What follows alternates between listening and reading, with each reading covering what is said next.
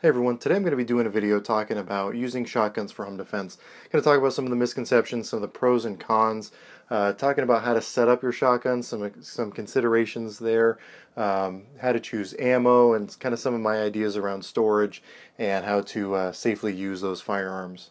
First, again, I want to talk about misconceptions. One of the misconceptions that people have about shotguns is the idea that they're a street sweeper. You know, you can just, if you're in a house, you can just point it down the hallway, and whatever is in that hallway is going to be, blown to bits by a shotgun. And that's just simply not the case, at least with the vast majority of shotguns out there. Generally speaking, the shotgun rounds that are going to be used for home defense are maybe going to expand by somewhere between 1 to 2 inches per yard traveled. So while that does eventually equate to some pretty big patterns at longer distances, for the distances inside of your home, it's really not going to be that big. So you do actually have to aim a shotgun. The other big misconception is that just racking a shotgun is going to scare people away. I don't know how many times I've been in a gun store and someone's looking at a shotgun and some guy walks up talking about how shotguns are the greatest thing and how you don't even have to shoot a shotgun. All you got to do is rack the pump and everyone's going to be scared away and they're going to run away. I just don't want to rely on that to be the case. Personally, I prefer to have a round chambered in my shotgun that I'm using for home defense. And I'll talk a little bit about that more in a second and why I choose that. You got to consider that people do some crazy things under stress, or if they're of the mind that breaking into a house is a good idea. So while the rational response might be to run away for you, you can't expect that the person that's in your house is going to have a rational response to whatever's going on. So I just want you to kind of consider that. Me personally, I don't want to rack the shotgun until I've already shot my first round. I don't want to give up the tactical advantage of them not knowing A, that I'm armed, or even B, where I might be. So one of the big answers that people have, or comments that people have to that idea, is that shotguns are not drop safe. That's why, cruiser ready is a configuration. And for those of you who don't know, cruiser ready is a term used to describe a shotgun that has a full magazine tube but does not have a round in the chamber. So in order to get that shotgun ready to fire, you have to rack the pump on that shotgun before you can fire. Now, one of the reasons that this is again, shotguns are not drop safe. So i.e., if you have your shotgun sitting up against your bedstand and your dog brushes against it in the middle of the night and your shotgun falls over, the impact of your shotgun hitting the ground could actually set off the cartridge that is in the chamber. So that's why a lot of people say that you should not have a round chambered for your home defense shotgun. Now, me personally, when I have used a shotgun in the past as my primary home defense weapon, I have it stored in such a way where it is not going to drop. It is not going to be hit the ground unintentionally. It's to the point where the securing method I use is secure enough, for lack of a better term, to where it is more likely to hit the ground from me dropping it once I actually have picked up the shotgun than for it to fall on its own from someone bumping into it.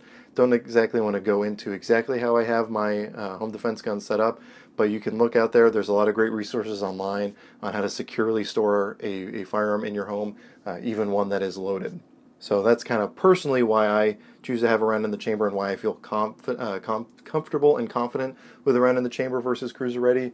But that's something you got to decide for yourself if you feel like your setup is secure enough for that. So let's talk about some of the pros and cons of using a shotgun. So one of the biggest pros is that shotguns are extremely effective at close range. Again, while you may not have a big spread at distances like 5 to 10 yards, you're going to be doing a lot of damage in the area that is impacted on the bad guy. So hugely effective firearm for inside the house distances. Another big thing, they're very intimidating. For example, my 590A1, which when I do have a home defense shotgun as my primary gun, this is my go-to. If you're staring down the barrel of a 12 gauge shotgun, that's not a sight that I want to see, and just the look of a shotgun can be very intimidating. People know what shotguns are capable of, and they don't want to be on the receiving end of one. So it's very intimidating. So that is a nice thing to have for your home defense gun. The other thing is round selection. Shotguns are extremely versatile firearms. You can have everything from like a 1-ounce slug where you just have a single projectile going out, up to buckshot. While I don't recommend it for home defense, you have birdshot. You have a lot of different options out there as far as what you're actually loading into the shotgun that you're using. Now, some of the cons though, round capacity is a big one.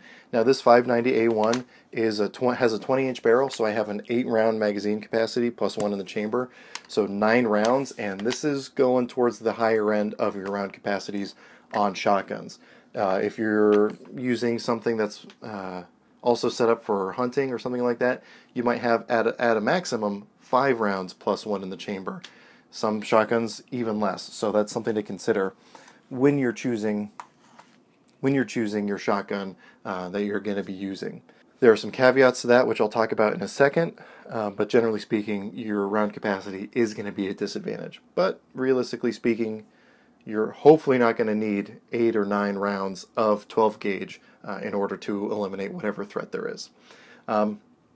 Another big downside to shotguns, especially a full-size one like the one I just showed you, is they're long and they're heavy.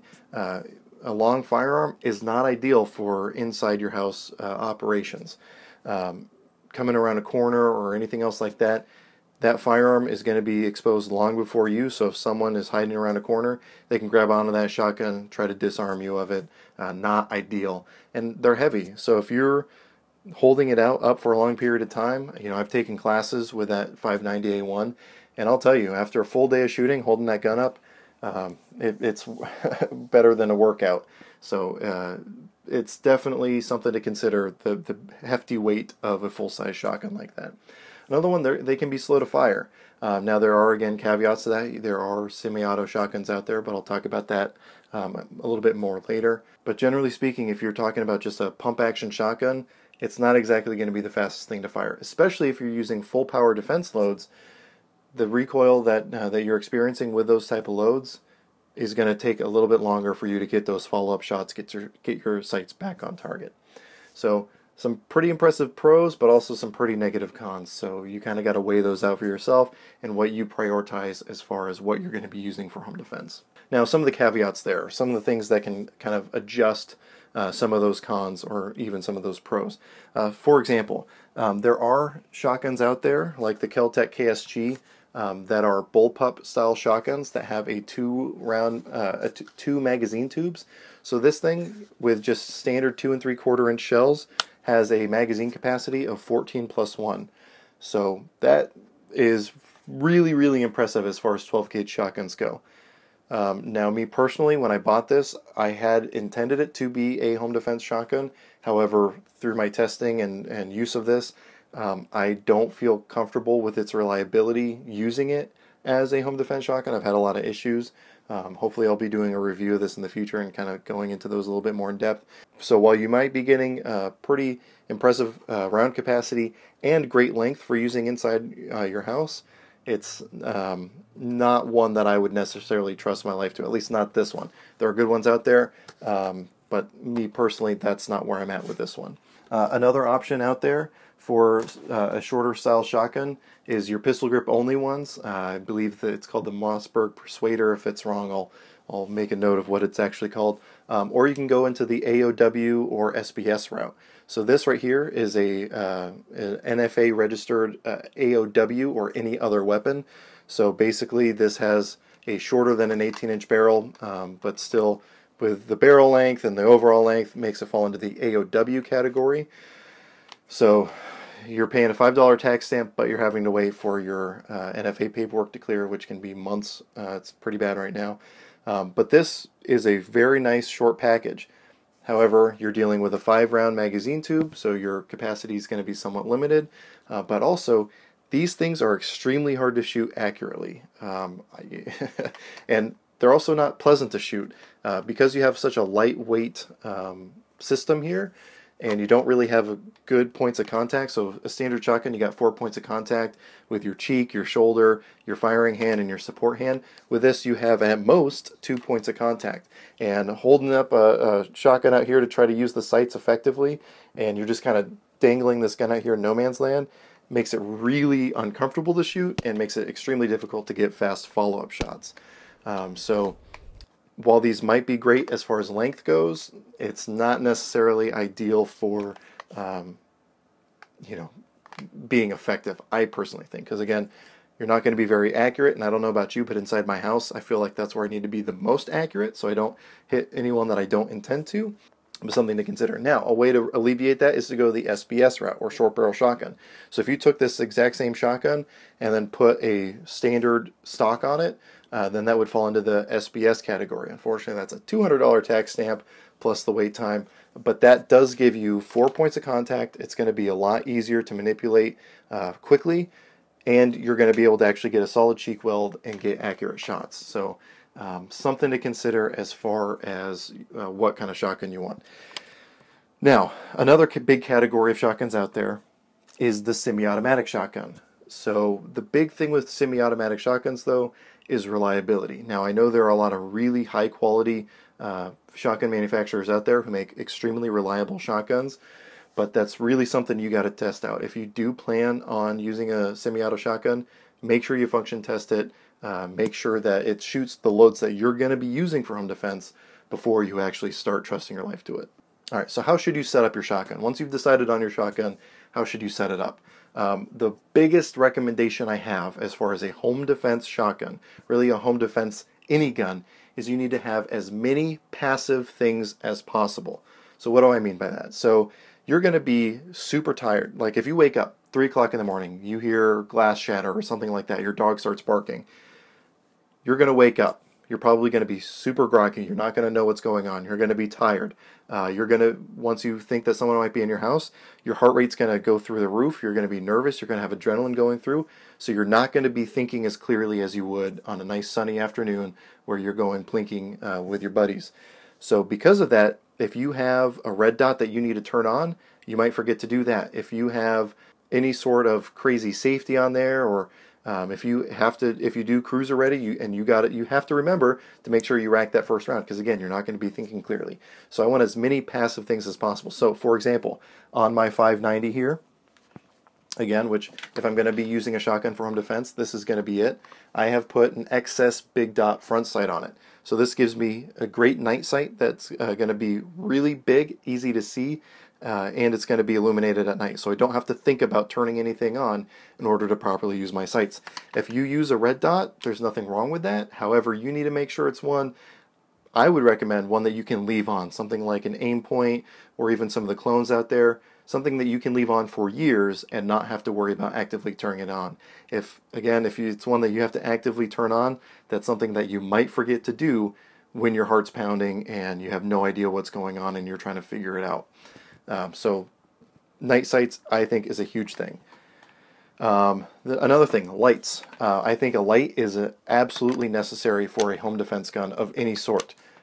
Inside your house, you may or may not have loved ones living there with you that I know for a fact I don't want to accidentally shoot, so I need to positively identify my targets, and having a flashlight is an excellent way to do that. So here I have a Surefire X300 mounted on here on the side of the pump.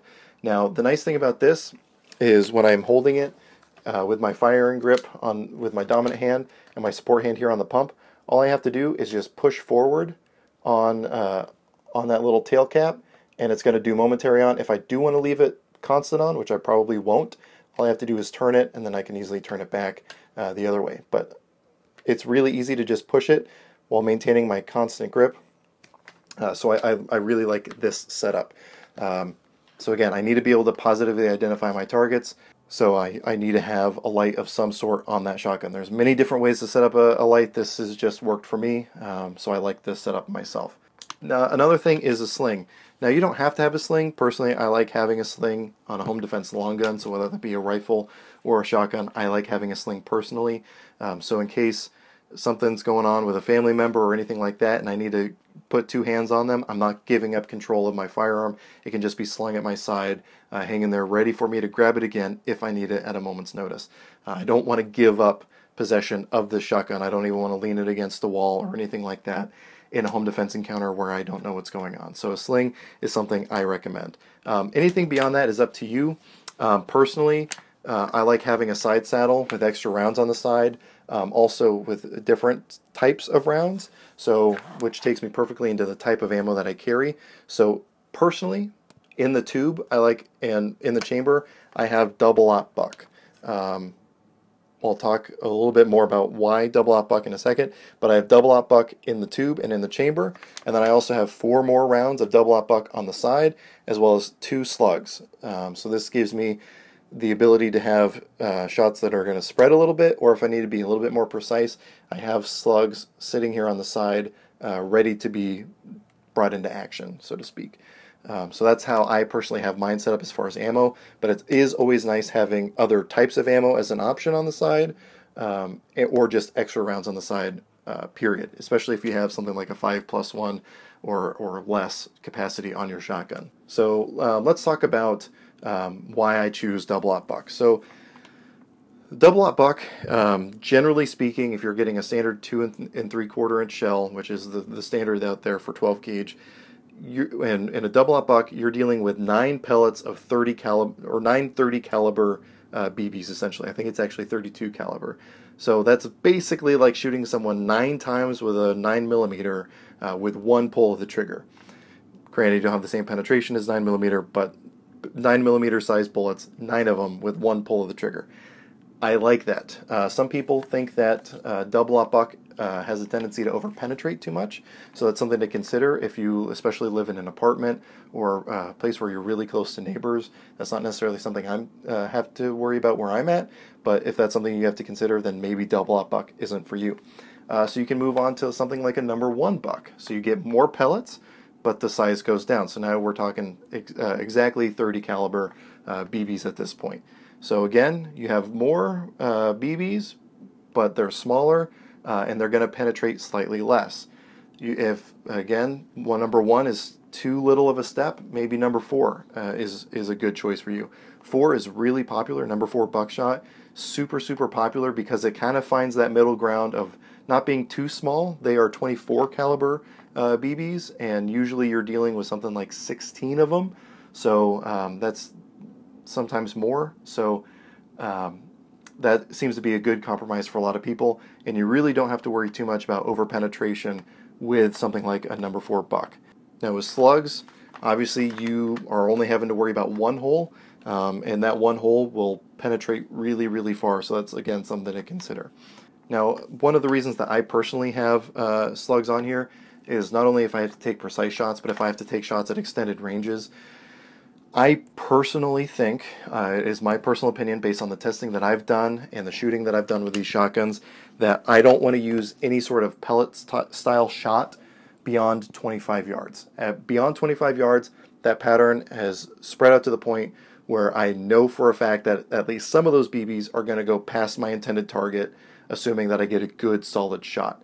I don't want to be sending rounds where they don't need to go. I don't want to be hitting people that don't need to be hit. So if I do have to go past 25 yards, then I'm going to want to switch to something like a slug. Now, but here's a big thing to consider. If someone is 25 yards away, if someone is 75 feet away from you, can you reasonably justify using lethal force against that person? Now, if they have a firearm, it's very likely. It's not going to be black and white. But just think, are you going to be able to defend yourself in a court of law engaging someone with lethal force using a firearm beyond 75 feet? So something to consider there. So do you need to have something that can engage that far? That's up to you. But just consider the ramifications of engaging someone that far away. Now, one of the big other things that I recommend as far as using your what loads to shoot out of your 12 gauge, I don't recommend using any sort of exotic load. So like Dragon's Breath or any sort of flechette rounds or anything crazy like that. That's really not going to look good in court, and if you don't care about that, that's on you. However, that is a reality. If you use lethal force against someone, even if you don't kill them, or especially if you do kill them, it's very likely that you'll not only deal with criminal court, but it's very likely you'll go to civil court. And I don't want to have to defend using some Uncle Joe's exotic round against someone who broke into my home. Now, inevitably, when it comes to home defense shotguns, someone is going to talk about progressive loading. What progressive loading is basically where you have a series of different types of shots escalating in lethality. So a lot of times I'll hear people say, well, for my home defense gun, I'll have my first shot be a beanbag round, and then my next shot is bird shot, and then my next shot is number 4 buck, and then my next shot is double-aught buck, and then my next shot is slug. And their reasoning goes, well, if I don't have to kill the person, I don't want to, so my first round is a beanbag, being a less lethal round, hopefully that'll stop them. Then if that doesn't stop them, then I'll use my bird shot, and if that doesn't stop them, then I'll use my number 4 buck, and if that doesn't stop them, so on and so forth. Here's a couple things with that. Less lethal rounds, and even especially birdshot, are not effective rounds for fight stopping. For example, I'm going to put a link to a video up here from Active Self-Protection, or ASP. I highly recommend, if you guys aren't subscribed to their channel, or if you don't follow them on Facebook, please do yourself a favor and do it. John over there does really great recap videos of self-defense encounters, or security cam footage of lethal force encounters.